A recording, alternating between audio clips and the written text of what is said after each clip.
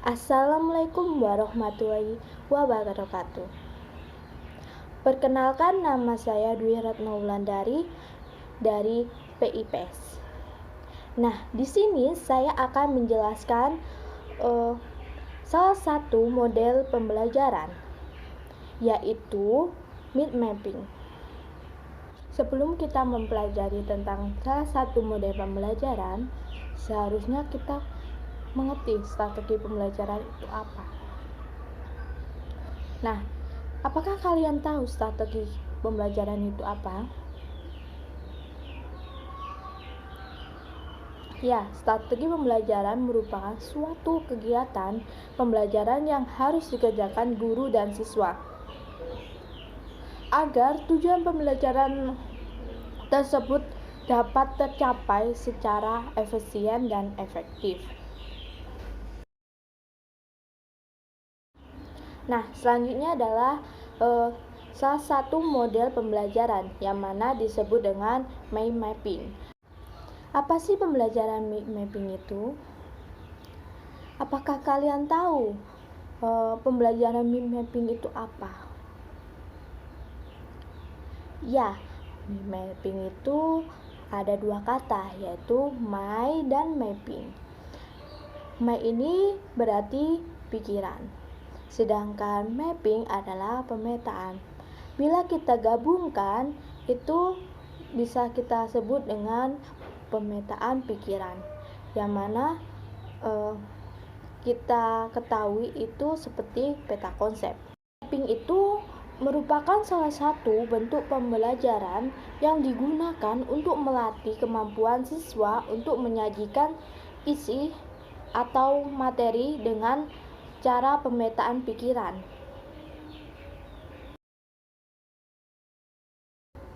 Ada prosedur yang harus dilakukan untuk membuat mind mapping tersebut. Yang pertama, pilih topik untuk pemetaan pikiran yang di dalamnya bisa saja tentang problem atau isu tentang ide-ide tindakan yang Anda inginkan untuk menciptakan ide-ide aksi. Terus, konsep atau kecakapan yang baru saja Anda ajarkan. Terus, penelitian yang harus direncanakan oleh siswa. Nah, yang kedua, konstruksikan bagi kelas peta pikiran yang sederhana yang menggunakan warna, khayalan, ataupun simbol. Yang ketiga, berikanlah kertas, pena, dan sumber lain yang Anda pikirkan akan membantu peserta didik membuat peta pikiran yang berwarna dan indah. Keempat, berikanlah waktu yang banyak bagi peserta didik untuk mengembangkan peta pikiran mereka. Kelima, perintahkan kepada peserta didik untuk saling membagi peta pikiran tersebut.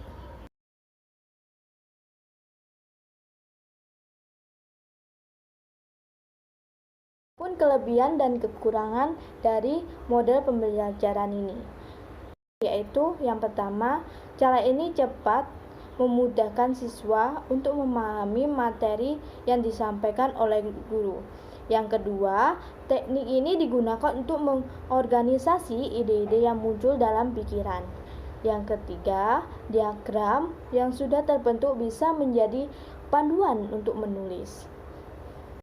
Nah, adapun kekurangan dari model ini, yaitu pertama, hanya siswa yang aktif yang terlibat. Dua, tidak seluruh siswa belajar. Tiga, jumlah detail informasi tidak dapat dimasukkan.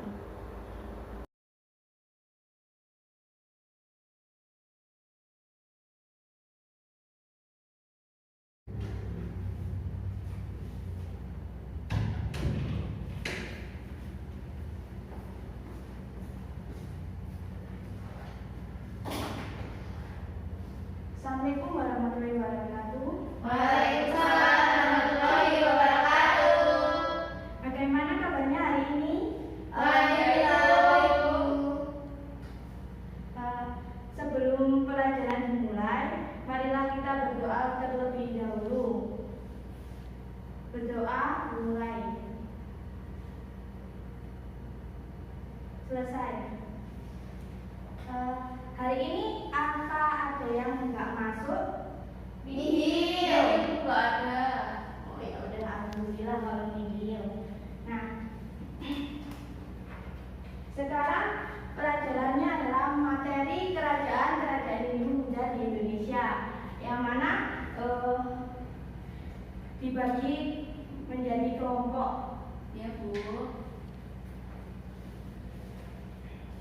Ibu tanya, berarti hari ini kita buat kelompok untuk mengerjakan kerajaan-kerajaan atau materi kerajaan Hindu dari Indonesia ya Bu? Iya.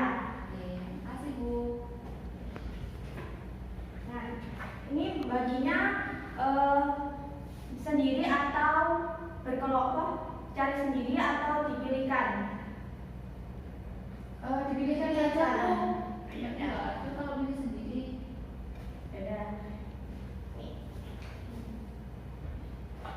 Isi ya. Satu anak satu kertas. Iya. Oke.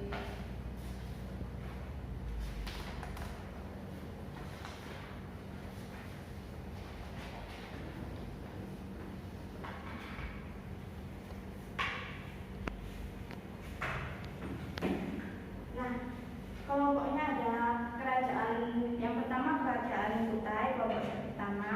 Yang kedua kelompok kedua itu kerajaan Kartanegara.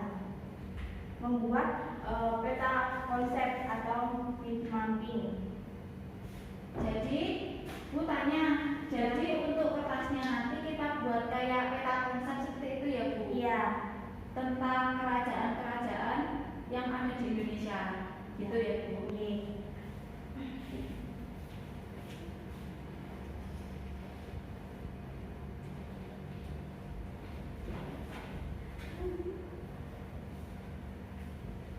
Kerajaan ada apa saja Bu? Yang kelompok pertama Kutai, kerajaan Kutai. Yang kelompok kedua kerajaan Kartanegara.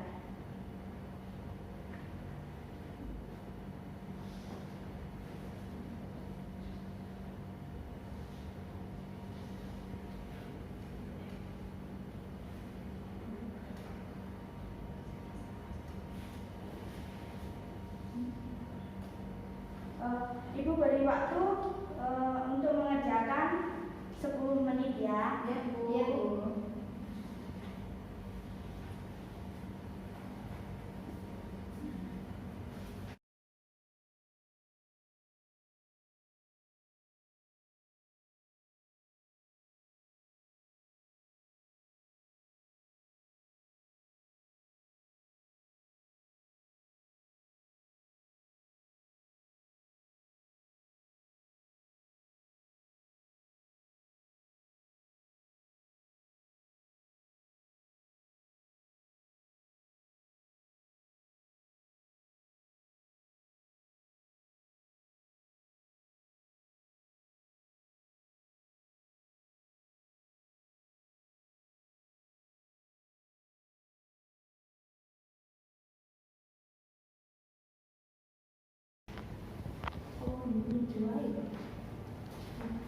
Apakah sudah selesai tugasnya?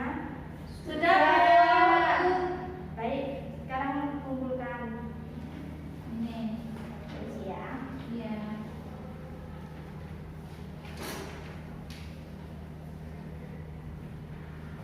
Nah, kelompok pertama maju untuk mempresentasikan. Tanya Bu, itu satu kelompok satu atau semuanya Bu yang maju? Perwakilan aja.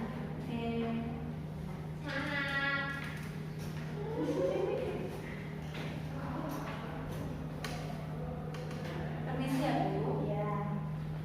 Assalamualaikum warahmatullahi wabarakatuh. Waalaikumsalam warahmatullahi wabarakatuh. Perkenalkan, nama saya Wahdania, mau menjelaskan tentang materi pada hari ini tentang kerajaan Hindu-Buddha di Indonesia. Nah, kelompok saya tadi, kelompok 1 mendapatkan materi tentang kerajaan Kutai, di mana seperti Bu Retno tadi bilang kalau kita harus menggambar sejenis peta konsep. Nah, untuk kerajaan Kutai ini kami gambar, ini ada 3 bab atau 3 pembahasan itu terkait kerajaan Hindu. Kerajaan Kutai itu termasuk kerajaan Hindu, kemudian dipimpin oleh Raja Mulawarman dan berada di daerah Kalimantan Timur. Kemudian ada beberapa aspek yang melatar belakangi kerajaan ini. Ini ada aspek sosial, terus aspek ekonomi, aspek budaya, aspek politik. Nah, tentunya dalam perjalanan kerajaan ini nanti ada masalah dan dan akhirnya karena ada beberapa permasalahan yang itu kayak beberapa itu betul. Ini kan setelah mencak saya dan yang lagi keluhan. Mungkin seperti itu ya. Terima kasih banyak untuk aku. Yuk, tepuk tangan. Selanjutnya nomor 2, perwakilan saya Bu. Silakan.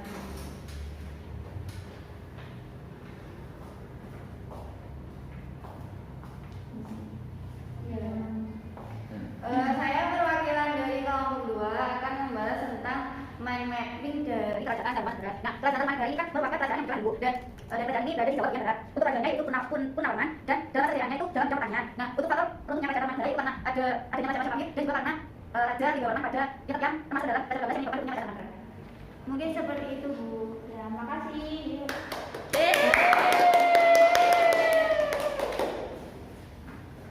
Selanjutnya Ibu akan menjelaskan materi tentang kerajaannya ya.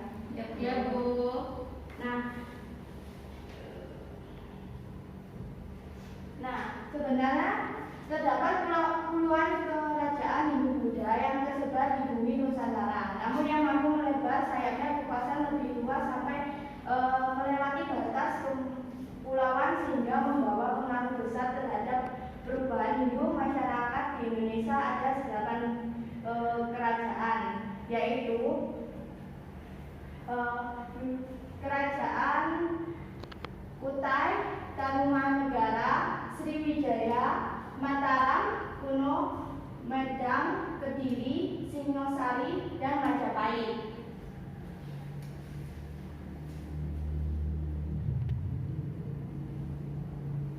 Nah, kerajaan Kutai ini merupakan kerajaan bercorak Hindu yang terletak di Muara Kaman atau Kalimantan Timur. Didirikan pada abad keempat oleh Kudungga. Kemudian raja yang terkenal adalah siapa? Mulawarman, Bu. Ya, benar sekali. Raja Mulawarman. Nah, pemerintahan di bawah kendali Raja Mulawarman berhasil meningkatkan kesejahteraan rakyat yang disebabkan kebijaksanaan dan kedermawanannya. Nah, mengalami kemajuan di bidang pertanian, peternakan, dan perdagangan. Nah, dari keterangan salah satu bahwa Raja Mulawarman tertulis ketika 20 ekor sapi. 20.000 ekor sapi kepada para brahmana. Ya. Nah, runtuhnya pada abad ke-16, di mana pemerintahan Maharaja Dharma setelah ditaklukkan kerajaan Kutai atau Tanagara. Ya tewas di tangan Adi Pangeran Anu Panji Mandapa. Ya, benar sekali.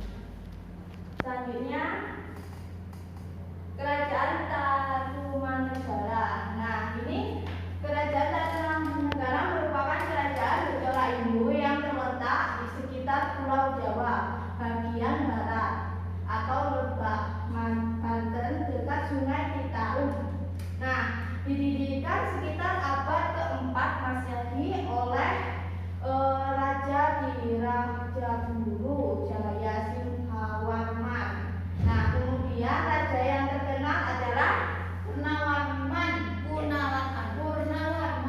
Iya. Purnawarman.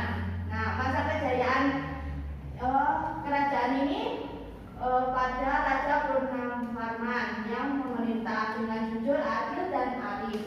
Ia juga dekat dengan para Brahmanan dan rakyatnya. Dengan berhasil memajukan bidang pertanian setelah mengalami dan membangun seluruh irigasi sepanjang 6.112 tumbak atau sekitar 11 km. ya. Nah, kerajaan Tarumanegara ini runtuh di masa pemerintah Raja ke-12 yang bernama Linggawarman. Linggawarman pada abad ke-7 Masehi. Akibat adanya pengalihan kekuasaan kepada menantunya Tarusbawa. Namun Tarusbawa ini mengalihkan pusat ke kerajaan Tarumanegara ini ke kerajaan sendiri, yakni kerajaan Sunda bawahan Tarumanegara.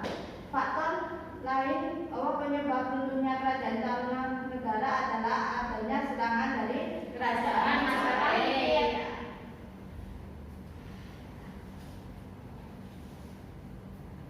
Oke, selesai. Materi yang bisa Ibu sampaikan, kalau ada pertanyaan silakan. Tidak ada, Bu. Nah, cukup.